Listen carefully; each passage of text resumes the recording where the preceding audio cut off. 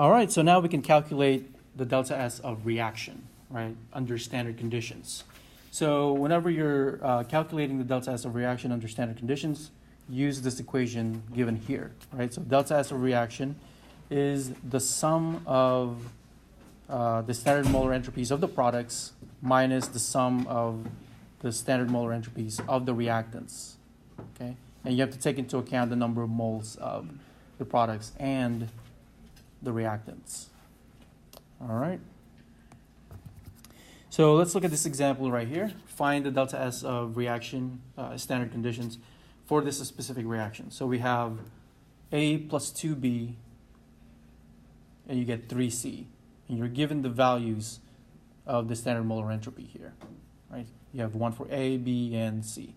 So to determine the delta S of reaction under standard conditions, we take into account the number of moles, right? So for A here, there's 1, right?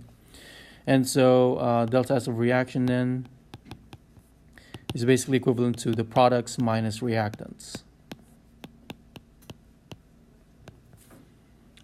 Okay, so taking a look at the products, we only have 1 here, 3 carbon, right? 3 moles of carbon. So you multiply 3 by the standard molar entropy of C, right? Did I just call that carbon earlier? I meant to say C. All right, so 3 times 200, right, gives you 600 joules, right, per Kelvin. All right, for the reactants, we have 2 reactants here, so that would be 1 times the standard molar entropy of A, which is 300, plus 2 times the standard molar entropy of B, which is 100. So in total here, we have 300 plus 200, 500 joules per Kelvin. All right, so now we can calculate delta S of reactions. I'm just going to move it over here. Is equivalent to the products minus the reactants. So 600 minus 500 gives you 100 joules per Kelvin.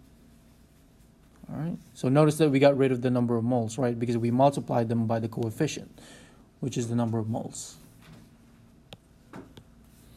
All right, so that's basically how you calculate delta S of reaction under standard conditions.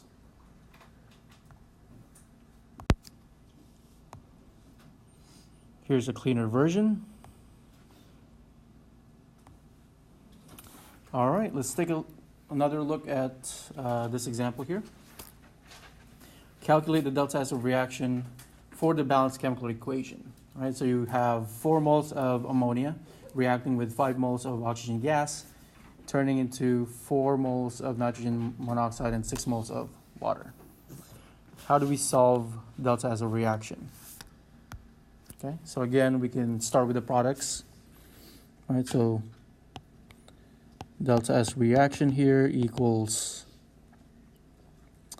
products minus reactants. Okay, so for the products, we have 4 moles of NO. So we multiply 4 by 210.8 plus 6 times water. Okay, and for the reactants, we do the same thing. We have 4 of ammonia plus 5 times oxygen gas, which is 205.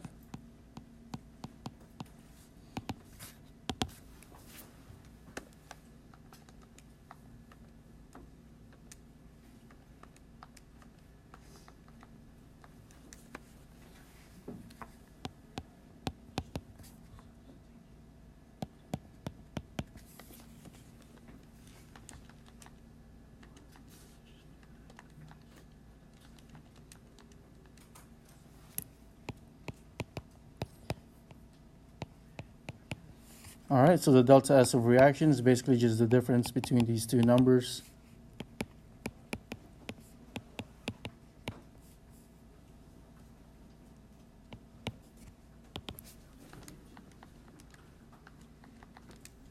and we get 179 joules per Kelvin.